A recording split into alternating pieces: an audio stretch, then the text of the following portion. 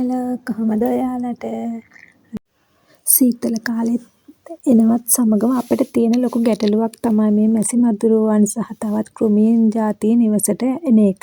ඉතින් ඒකට පිළියමක් විදිහට තමයි මම අද මේ වීඩියෝ එක ඔයාලට ගේන්නේ. ඉතින් ප්‍රධාන අමුගවය 4කින් හරිම ලේසියෙන් පහසුවෙන් ඔයාලට මේක හදාගන්න පුළුවන්. ඒ වගේම මේක හරිම සුවඳයි. ඔයාට කාමරේට, සාලෙට, බාත් รู ම් එකට, කිචන් එකට ඕනම තැනකින් මේක තියාගන්න පුළුවන්. එහෙනම් අපි යමුකෝ මේක හදාගන්න විදිහ කොහොමද කියලා බලාගන්න.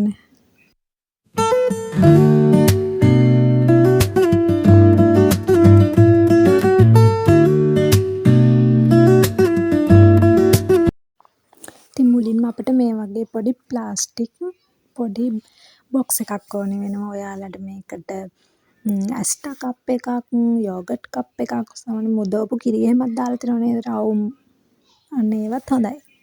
ඒ වගේ කප් එකක් අරගෙන ඉස්සෙල්ලාම පියන සිදුරු කරගන්න.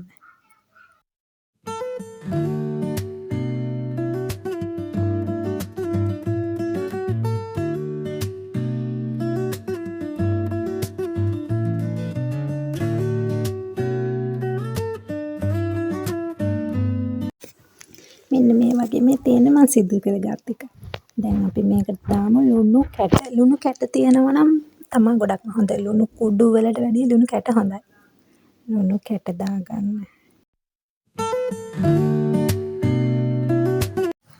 ලුණු ටික දාගෙන මේ වගේ කම්ෆර්ට් මූඩියකින් එකක් වගේ සාමාන්‍යයෙන් ඔයාලා බලලා ඒ විදිහට දාගන්න. කම්ෆර්ට් ටිකක්.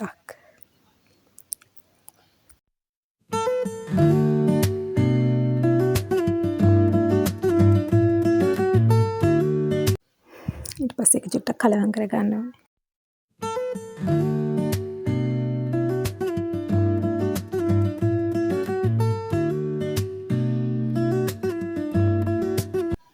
ඊට පස්සේ මේ වගේ පොඩිවට කඩාගත්ත කුරුඳු කෑලි ටිකක්. කුරුඳු කෑලි තියෙනවනේ ඉතින් ඕනම ගෙදරකට පොඩිවට කඩාගෙන දාගන්න. ඊට පස්සේ කරාමු නැටි ටිකක්.